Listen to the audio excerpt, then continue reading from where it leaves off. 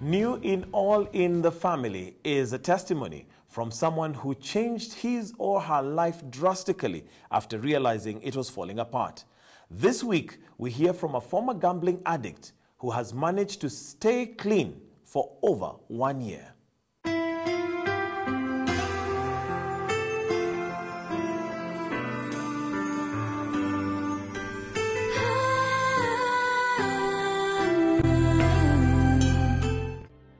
Many people tend to believe that playing a game of cards and putting a few coins at stake is as harmless as drinking a cup of milk. Well, it starts out as any other addiction, and before you know it, I walk on the streets of Nairobi.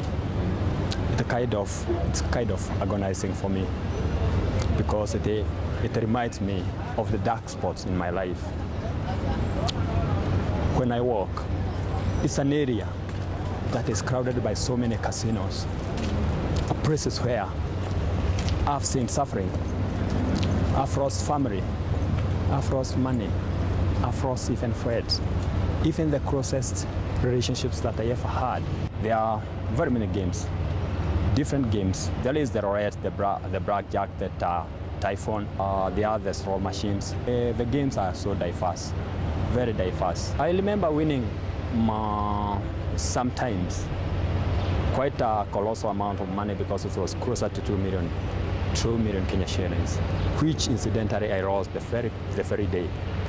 So I had walked in with about 500 or less, but towards 3 a.m.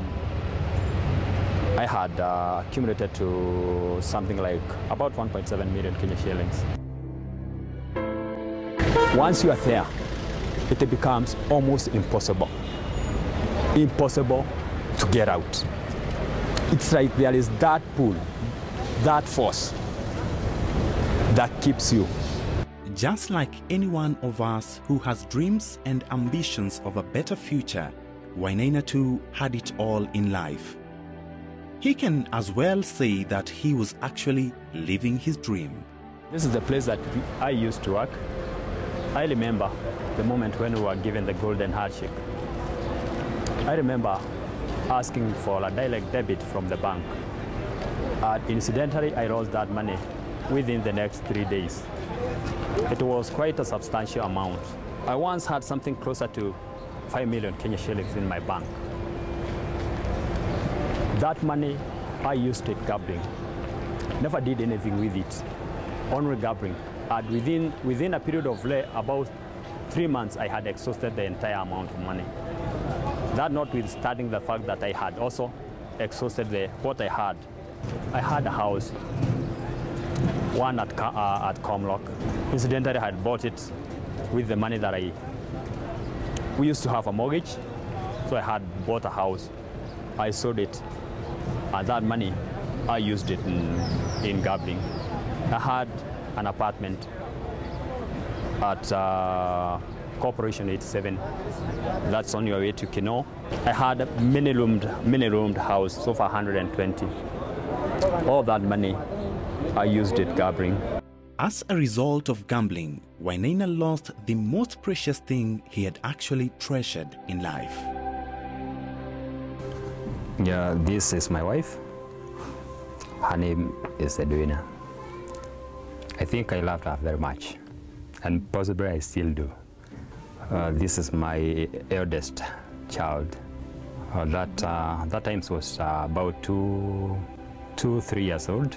She is my best friend, a great friend indeed. She would turn around and tell me to see the extent of her heart. That would be the extent of her love for her father. No simple statement, but I believe she meant that. This was taken during my son's birthday, when he turned 1 year. He has lost millions, including his properties, but above all, losing his family was the worst scenario he ever encountered in his life. It has been 4 years since he separated with his family. We had a number of episodes, quite a good number. At times I'll go, I'm going to pay bills with my money or hers. I'll pass through the gambling joints, I'll lose the money, I've got some explaining to do, and I know that I'll be lying.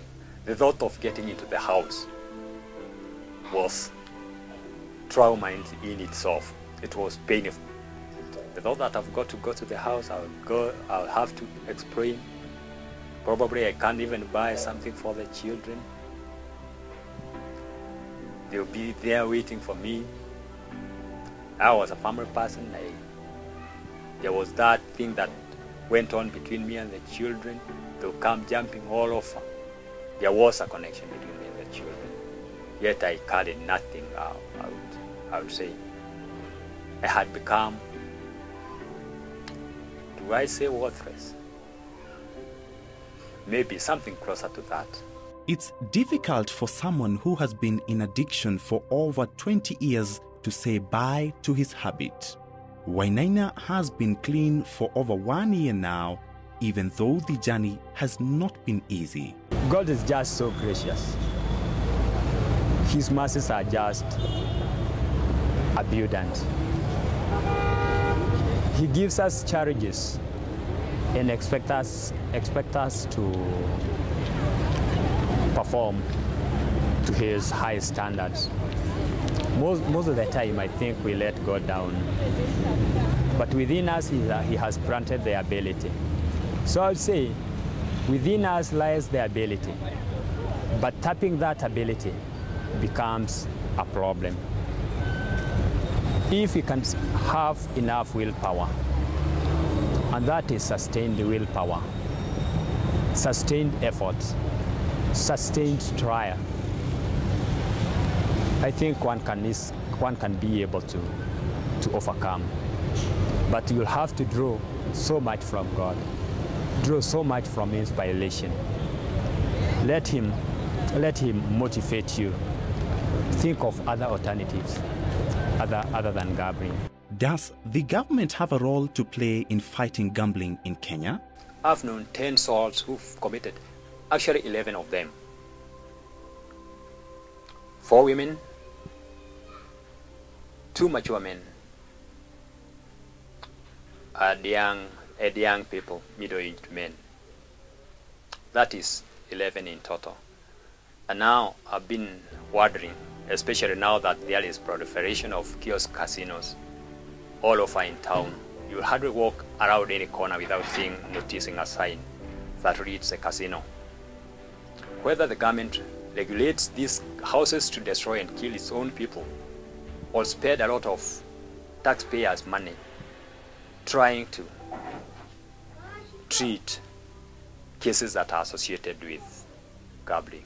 Having been a victim of gambling for over 20 years with a life full of regrets, Wainaina has a word of caution. If you think you've not gambled because you never went to the casino, but you've SMS'd or you've answered a certain question that took a certain amount of credit way beyond the normal charges, you literally did gamble.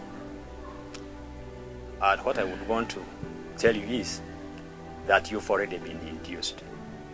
The chances are that if you came across a machine that would pay you 1 million Kenya shillings, and what you need to do is just put in 10 bob, and you've already SMS'd, the chances are 90% that you'll try that. You'll try to use that 10 bob to get the 1 million Kenya shillings. My word of caution is, luck as a word doesn't exist. Luck only reads, it doesn't give. So you may think you've won because you got maybe 1,000 or 2,000 or even 100,000. But the bottom line is, you will earn that money by luck and the forces associated with it, and one way or the other, you still give back. For you who is trapped like I was, who is trying to get out, I would say God is gracious enough. We've got a program at Gamblers Anonymous. We are coming up with another program at Camp Hope, where people in distress can call and maybe have their feelings understood by somebody who's been there before.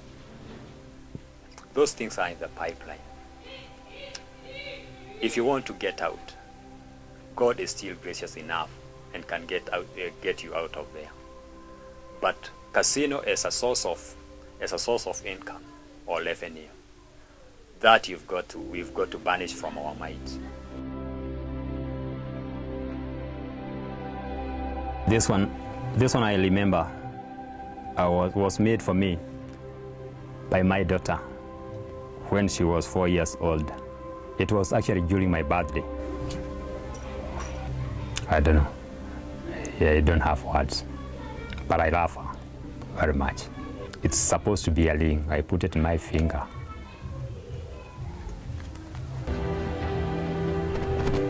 That is it. That is what gambling can do to a family. I know dreams do happen.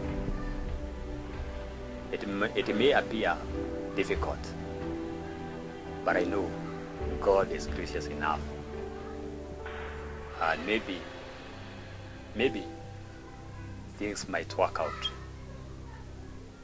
because I know I'm on my healing process, and God is a God of chances. So I believe He'll still give me another chance in life.